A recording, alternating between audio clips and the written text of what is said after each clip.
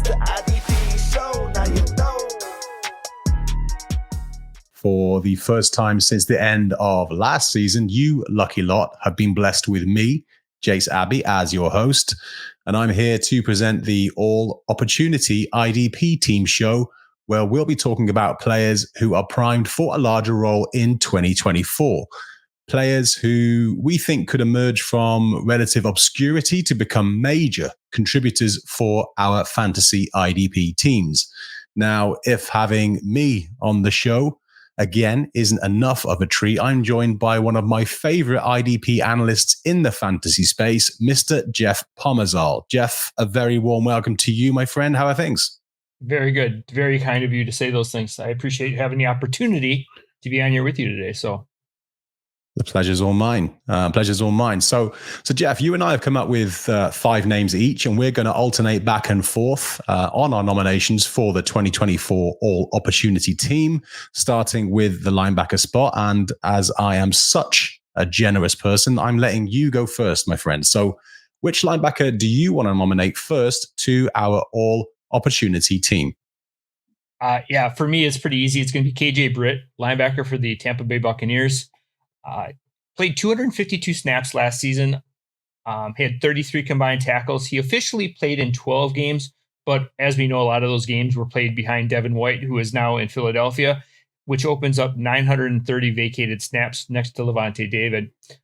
In those snaps that he played last season, he graded out really, really well overall, but also in run stopping and in tackle. And he was better than league average in pressure and in coverage. So the Buccaneers might not have the drama with not having Devin White there anymore, but they also might get a little uptick in production from the linebacker spot. So at this point, I feel it's a little bit of a dart throw between him and Servoise Dennis, but Britt did play more than double the snaps last year that Dennis did, and he played more snaps down the stretch. So both of them having 5th grade draft capital, I don't think there's anyone that has an advantage there, and there is literally no one behind either of these players on the bench next to David.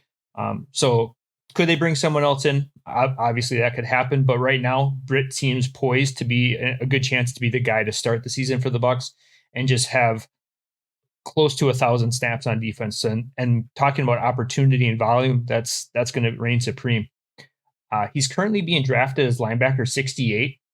And I'm getting this data from the IDPshow.com's best ball draft data. And this is kind of a nice preseason kind of look at where players and managers are kind of valuing players and getting an idea of where these players are going.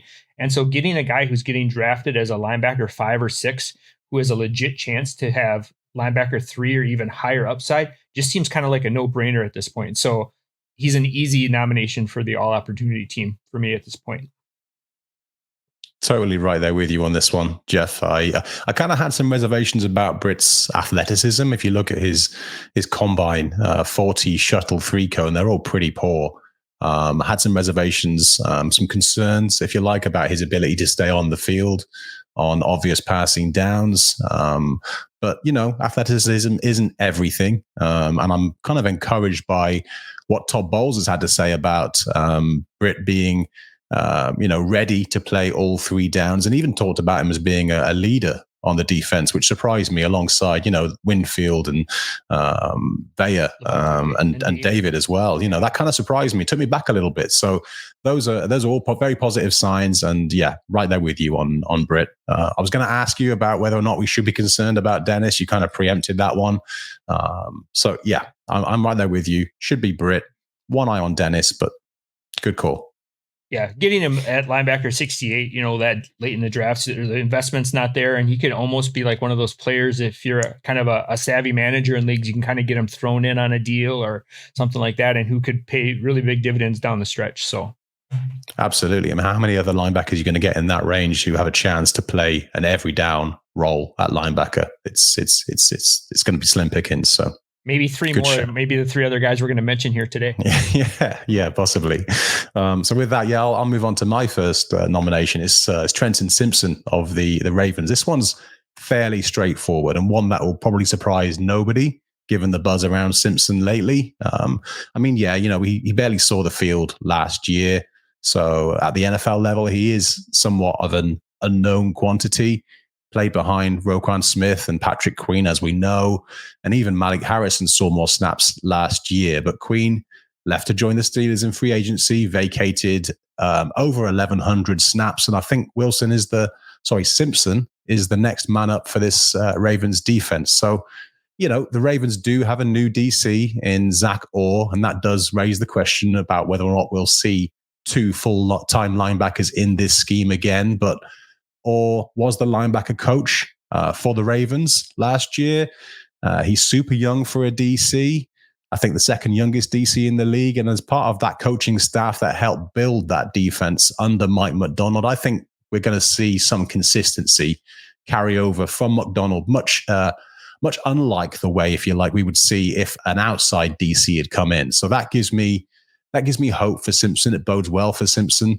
And when you also consider that Harbaugh has been praising him in recent months, talking about how he's been near perfect in some senses, I think the hype around him is justified. So, yeah. Any thoughts on Simpson, Jeff?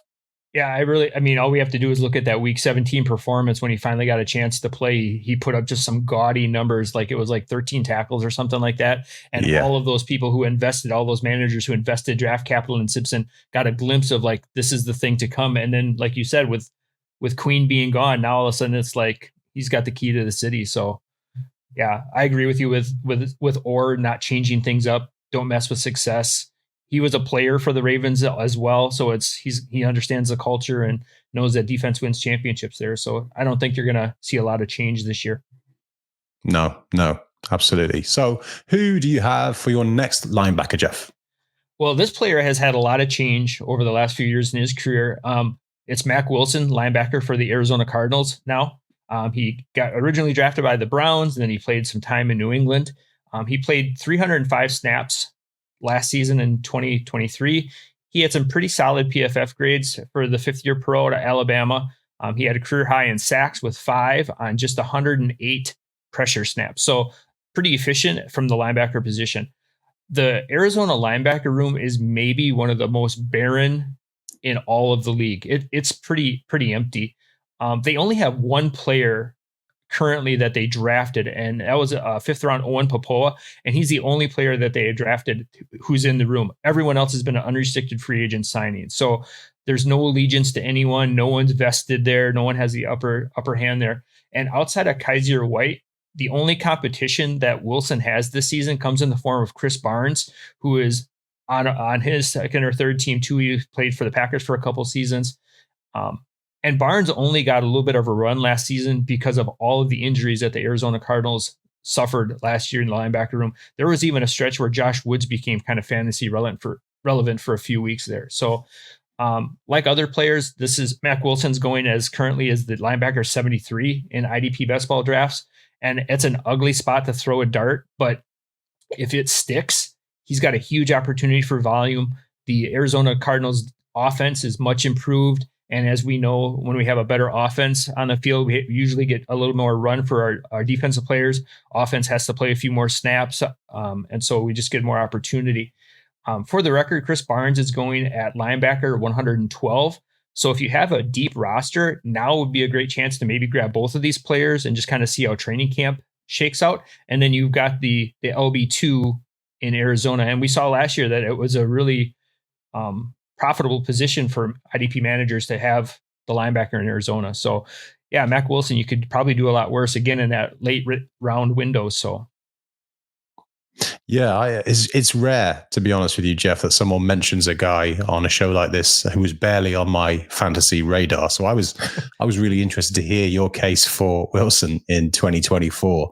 And if I'm honest, I was pretty underwhelmed with Wilson so far in his career, especially in his rookie year. But I was probably premature, I think, in writing him off so early, given that a lot of rookie linebackers struggle, right? So, but when I circle back to look at the snap share between the Cardinals linebackers last year and the lack, as you said there, of the quality depth at the position, I can see a path to snaps for Wilson. So yeah, it did. Your suggestion of Wilson did make me go and just check his availability in some of those deeper leagues, because as you say, you can do a lot worse than to take a gamble to occupy a roster spot on a guy who might not be an every down linebacker, but could get into that sort of 70, 80% range as the LB2 did in Arizona last year. So yeah, wasn't expecting this one. Kind of surprised me a little bit, but in a good way. So like it.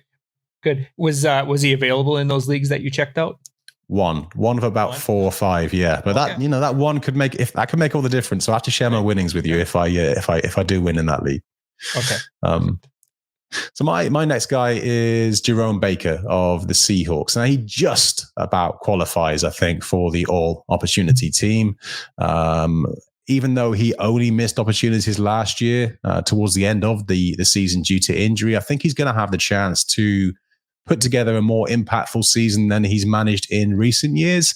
I mean, he's often struggled to be an efficient tackler in that blitz-heavy role at the Dolphins. And while that's great for fantasy leagues that reward big plays, it's not so great for the rest. So I do expect him to be blitzing quite a lot in that Seahawks defense now that Mike Macdonald is the head coach. We saw, Roquan Smith and Patrick Queen blitzing at a high clip under Macdonald for the Ravens last year.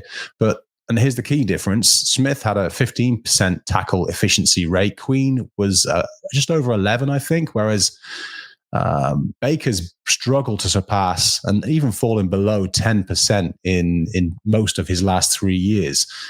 Yes, Baker isn't comparable to Smith, and I think it's fair to say that Queen's probably surpassed him as a player now too. But I'm low-key excited to see what Baker and Dodson, for that matter, can do with the opportunity they're going to get to play full-time roles in a scheme that has produced excellent fantasy linebackers in recent years.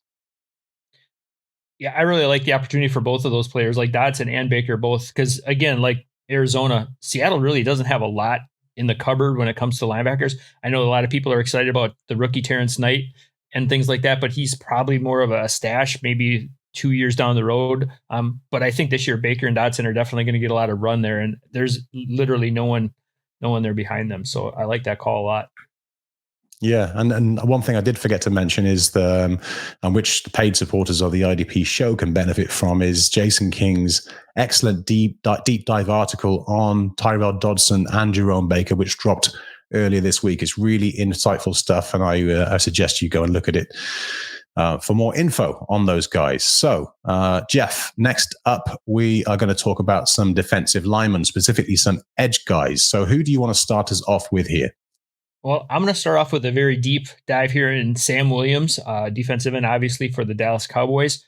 Now, he's only played, he's going into his third year, and so he didn't have a lot of run in his rookie year, and even last year, he only played 314 snaps. But on those 314 snaps, he was able to generate 16 hurries, 3 more quarterback hits, and 5 sacks to go along with 23 tackles. So not over the moon impressive numbers, but he also did post a 12% pressure rate, which is pretty efficient for a player that young and playing on a very talented Dan Quinn defense.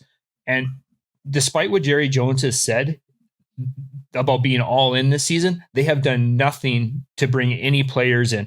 And in fact, they lost Dorance Armstrong, who went to the Washington Commanders, which Sam Williams actually played the same position. So there's a vacated 468 snaps that from Armstrong last season, that if Williams only gets half of those snaps, he's going to be close to 600 snaps next season. And playing 600 snap puts him into that DE 24, top 24 range for snaps played. And so if he can get some of those snaps, or maybe even a majority of those snaps, we're looking at a very efficient season for a player that's going right now as the DL 91. And so if I can invest in a player that cheap and he has a return, just the 12% pressure rate alone is something to kind of consider.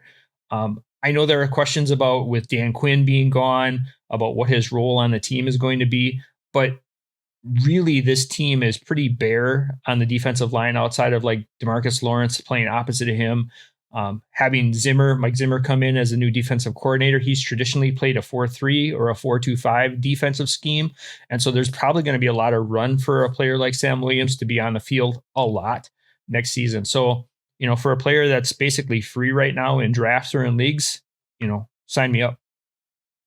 Yeah, I can get behind the love for Williams. No Dorance Armstrong, as you said, in the fold. Williams should be in line for a bigger role behind Parsons and could possibly even compete with DeMarcus Lawrence for snap share this year. But as you said, there's more to like about him than just the fact that his role should increase because someone else has left. He actually looks pretty good when he plays and did so even back in his rookie year in 2022. 13% pressure rate in his rookie year, 12% last year, as you said there earlier. If he can step up and absorb some of the snaps, even if it's just some of the snaps vacated by Armstrong, and perform on a similar level to what he's been doing so far in his career, a career year should be on the cards. Will it be enough to give him a yearly finish in the top 24, as you mentioned there, top 36 as an edge 3? I don't really know. That much I'm less sure of, but it surely puts him in the conversation, and that alone is something that we couldn't say about him at this point last year, right? So I think kind of how you view Williams for 2024 kind of depends largely on what you think DeMarcus Lawrence is at this point in his career. I tend to be a little higher on Lawrence than most. So for that reason, maybe I'm kind of tempering my expectations for Williams this year. But all of the points you made, all excellent points, and I agree with them all. And when I said top 24, not 24 finish, top 24 for snaps. So if we're playing 600 snap, that puts him in the range of playing a top 24 amount of snaps. So that would be awesome if he became a defensive end 2, a top 24 player. Is that likely? Probably not, but playing the volume of snaps is definitely going to help increase his, productivity, especially someone who's basically undrafted right now. So yeah. And these are the guys that I like I don't know about you, Jeff, but the guys I like in best ball, these defensive ends, these edge rushers who are good players who tend to make an impact when they are on the field, even if they're not playing a lot of snaps. And his predecessor, Dorance Armstrong, is a good example of that. He's one of these guys that you don't want to be plugging into your lineup every week necessarily, but if you're in a best ball league, then I don't mind spending a roster spot on these guys, because I know that invariably they're going to be getting between 5 and 10 sacks a year, even though they're only playing 30 to 50% of the snaps, and that's got value in those best ball leagues, right? Absolutely. And if he only plays, you makes your roster 4 or 5 weeks through the best ball season, you're having to invest a player like in the 17th or 18th round. It's not like it's a early round player that you're expecting to be every week in your lineup. Like, hey, if he gives you 4 weeks in your best ball tournament, that's a great investment in the 17th round. Absolutely. So my first edge guy is none other than the player we just mentioned a moment ago. It's Williams' former teammate, Dorance Armstrong, now of the Washington Commanders, of course. I mean, we all know he's been sort of wallowing in that heavy rotation that we mentioned, that the Cowboys employed at the edge position the entirety of his career, in fact. But he's been a solid performer in that limited role behind Parsons and DeMarcus Lawrence, putting up 24 sacks in the last 3 seasons, despite being third in the pecking order, as I said. Now he's got a chance to emerge as, I think, the top dog on his new team. Dan Quinn comes in, the Commanders head coach, took Armstrong with him, of course, signed him to a $33 million deal, half of which is guaranteed. That's nothing to sniff at. I do expect some kind of rotation under Quinn and the new DC, obviously Joe Witt Jr. Armstrong will split time to an extent with Cleveland Farrell, Dante Fowler, Efe Abada and co. But like I said, there's nobody of Parsons' caliber, nobody even of Lawrence's caliber to compete with. So I'm pretty damn confident that he can exceed the sort of 450, 500 snaps that he's kind of been hovering around for the last few seasons, and by some margin. And I think if he can carry that momentum that he gathered last year, where he did produce the best win rate of his career, a solid season, a career season should be on the cards for Armstrong. Yeah, anytime a coach brings in their player, that just speaks volume. And especially a defensive coordinator and a very defensive-minded coach like Dan Quinn, too, like almost handpicks you to come and play on the team. I think that's a big sign of things to come for him. So that's a great call. Yeah, I mean, we don't need to love these guys, do we? They just need to have an opportunity, and if they've got an opportunity, then yeah, I'm all for it. So yeah, he kind of falls into that category. I like him, I don't love him, but yeah, given the competition at his spot, I think he's going to emerge as I said, the top dog, and could deliver a really good season for us. So who else are you nominating on the defensive line, Jeff? Yeah, this is a player too that very much in the like category, not the love category. Marcus Davenport of the now Detroit Lions had a really rough season last year playing for division foe of the Vikings. He suffered an early season ankle injury, kind of derailed him, cost him 11 games really for the whole season. Just was not the player that the Vikings were hoping to have return that we saw in previous seasons when he played for the Saints. He only played 118 snaps last season, so not a ton, but he was able to generate a couple pass rushes, a couple hits, and a couple sacks. But again, nothing that the Vikings were looking for. If we look prior to 2023, when Davenport played for the Saints, he averaged about 460 snaps a season. He averaged about 6.5 sacks combined with 25 tackles or so over those 5 seasons with New Orleans. So he graded out pretty well, according to PFF, over those 5 seasons as well. And so the Lions would be elated, I think, to have that type of player playing opposite Hutchinson, to be playing along the lines with McNeil and DJ Reader. I think that he'd be a great situational, not having to be the guy on the defensive line, but a great complement to a number 2 player on that opposite side, opposite of Hutchinson. Dan Campbell obviously is a great defensive-minded coach. He gets the most out of his players. Davenport just seems like kind of that like culture guy that's going to step right in and kind of really bite the kneecaps off and stuff like that. And Aaron Glenn is kind of an underrated defensive coordinator as well. He's going to put his players in the best position to win. The Lions secondary is also, improved from last season. And, if we have more time to generate pass rush on the quarterbacks with the coverage being better, good things happen for those defensive linemen. So again, Davenport is a player to like, not love. He's currently the defensive lineman 93 in best ball draft, so he's very much underappreciated at the moment. But he could be a very solid DE3, DE4 for some teams in deeper leagues, and maybe a player to get you through those bye weeks of your season. So. Oh yeah.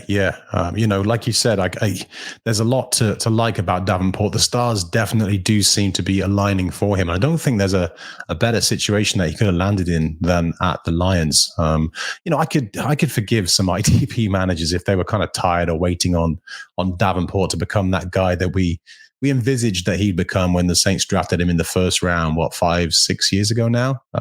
Showed some promise in those early years, had a pretty solid season 2 years ago, maybe 3 years ago now, but he's otherwise been kind of hampered by injuries or a lack of production.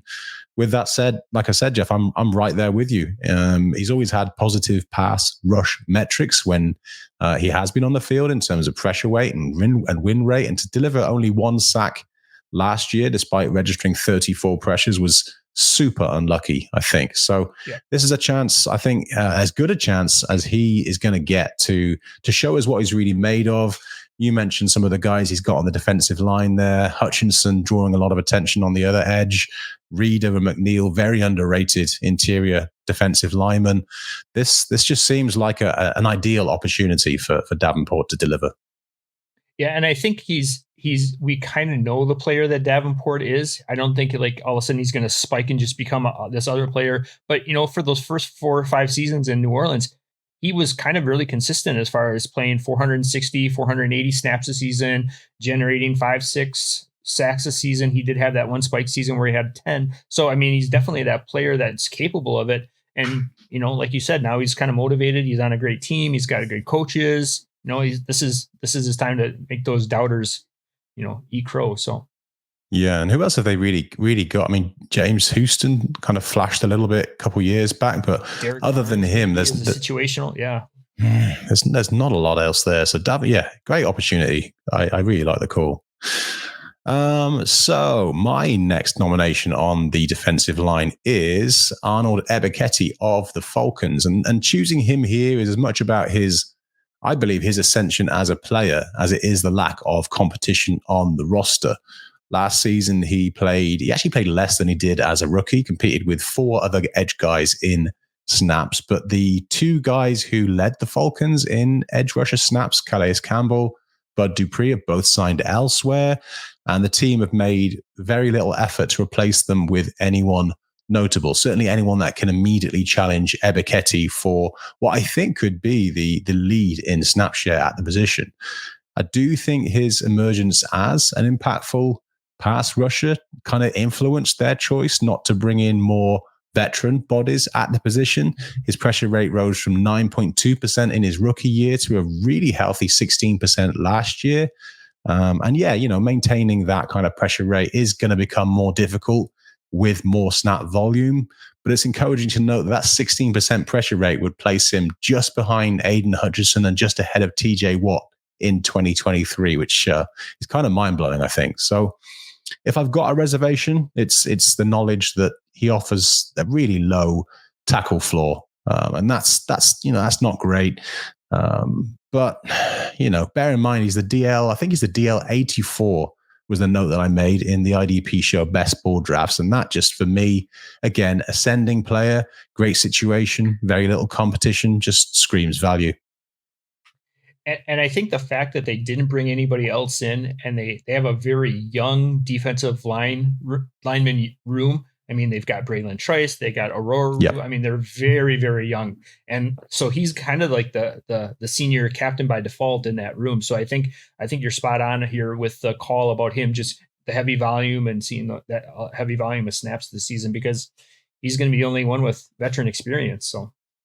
Yeah. I can't remember if Lorenzo Carter is still there. He's somebody I've never really rated all that much. I thought he's been slightly overrated over the course of his career, but I didn't check. I can't remember if he is still there, but I think he was the other guy. Yeah, they got Zach Harrison, Grady Jarrett in the middle, David Onyemata in the middle there, and then Lorenzo Carter's there. But then like behind them, it's all rookies. It's a young room. And like we mentioned earlier, that offense would be much improved. So maybe they're going to have a little bit of an opportunity to do some damage. Fingers crossed. I've got some shares of Ebiketie. Yeah, we all. I've acquired them very cheaply in a lot of places, so I'm kind of banking on my own bet here. But we'll see. I get hurt if I'm wrong. So Jeff, let's throw in a few DBs for good measure. Who do you want to talk about on the defensive back? Yeah, we Darrick Forrest, a safety for the Washington Commanders. He's just a player that I've loved ever since his rookie year. And after his 2022 season, I thought the sky was the limit for him. But unfortunately, last year, like other players, we had a season-ending shoulder injury, a fracture that had to have surgery in October. So he's fully healthy. He's back. So he only was able to play 5 games last season, but in those 5 games, he was able to rack up 27 tackles. So that's pretty decent for a 4.5 game stretch. If we go back to his 2022 season, Forrest had 80 tackles, 9 pass breakups, 4 interceptions, 2 forced fumbles, fumble recovery on his way to a really solid DB3 season. And that was with both Cameron Curl and Bobby McCain playing heavy snaps that year. Which is basically Forrest's rookie year, because he only played 26 snaps in his true rookie season in 2021. So in that true rookie season of 2022, he played really heavy snaps and was able to do that with Cameron Curl in fold. Well, fast forward to this year, there's no Cameron Curl anymore. So I think opportunity knocked for him.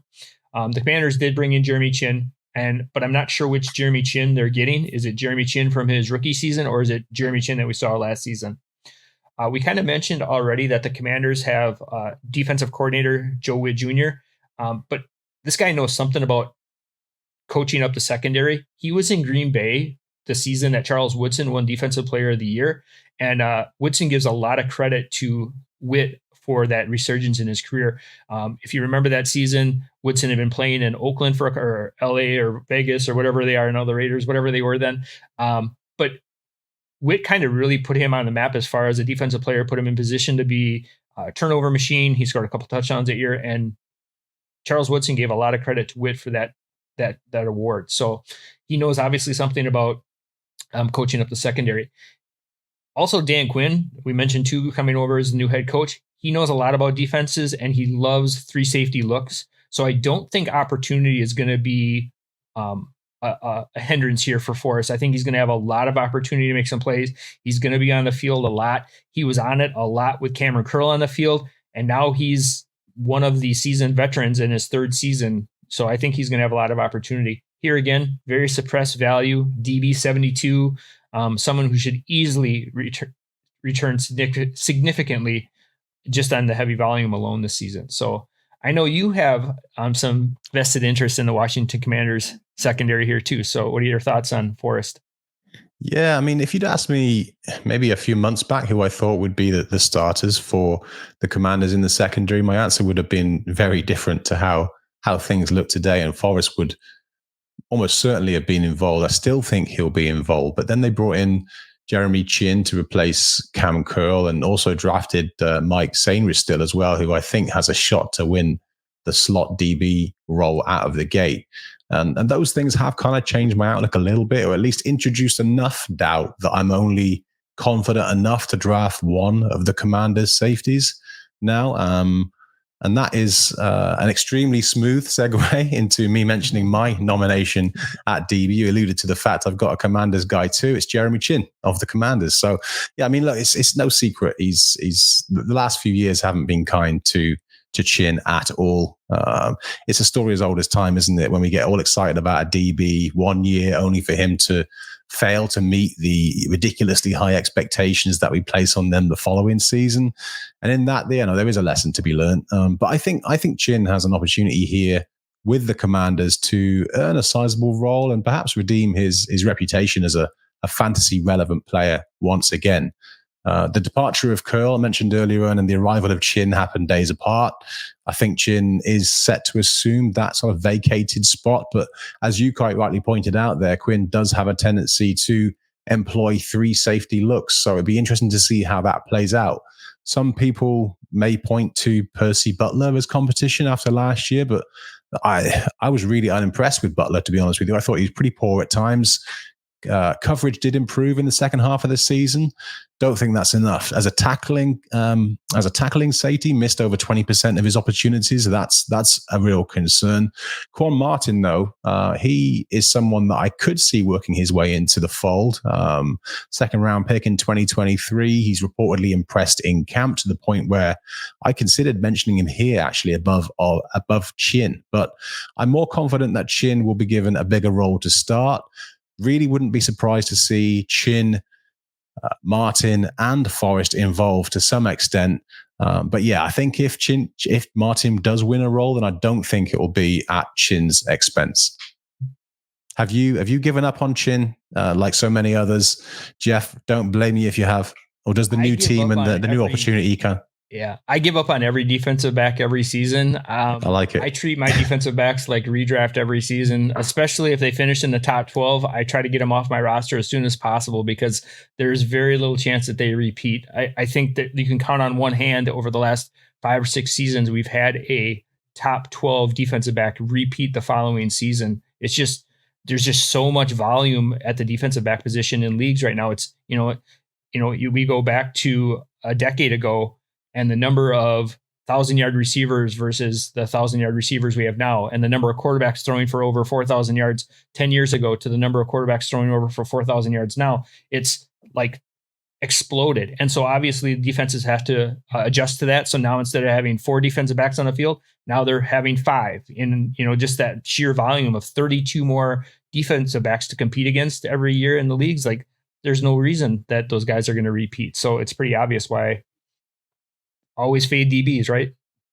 Absolutely. There's only one that I hold on to, and that's just out of morbid curiosity in doing James. My favorite. He's not hanging on your wall anymore. It's not. No, it was a temporary thing. It's not really a permanent fixture on the wardrobe there. It's more for show on the podcast on the YouTube. But yeah, no, my favorite player. He's the only guy I keep, and even then, I know I'm doing wrong by keeping him on my dynasty roster every year when I should be trading him for whatever I could get. But hey, I'm a glutton for punishment. That's right. We all got to have our guy. So. Oh yeah, absolutely. So that brings us to the end of the 2024 All Opportunity Team Show. Jeff, it's been awesome going back and forth with you tonight. I think you've given us plenty to think about. Certainly given me plenty to think about with that Matt Wilson shout. So yeah, thanks for that one. Appreciate your input as always. I'll put my PayPal account in the chat so you can at the end of the season. Yeah. Okay. Hold me to that because I'll forget. So yeah, now supporters of the IDP show should by now know where to find you and your work. But please remind our audience, for anyone who has been hiding under a rock, what you have in store for the 2024 season, just in case. Well, yeah, it's been just the season is just really kind of getting started right now. We'll be starting off our IDP minutes in about a week or so. So that'll just be a fun little zip around training camp news every day, just kind of little nuggets and things to be thinking about. And that'll probably start sometime next week, especially once training camps really get going. And then over at the IDPshow.com, we're doing a lot of great things. We've got, all of the rankings and draft kits and everything like that. Plus, we're also doing roster eval. So it's kind of a fun thing to do. So yeah, make sure to hit me up over on the Twitter at Jeff Pomazal, and we'll see where we can go from there. Yeah, I mentioned to you last season, Jeff, I love the IDP minutes. Really good for anyone who's kind of limited for time, but just really needs to understand the key things that are changing from week to week. So yeah, I became a big subscriber, a big fan of those, Jeff. So looking forward to seeing those again coming back. Anyone that's serious about IDP needs more Jeff in their lives. So if you aren't already, go and follow him and support his work. So yeah. As for me, I'm on X at Jase Abbey. I've got a cool project in the works actually with the IDP show this year. So keep an eye out for news on that next week. But before we sign off, I want to thank our audience for taking the time to check us out. Jeff and I hope that you found our ramblings helpful, and best of luck for the fantasy season ahead. Bye for now. It's the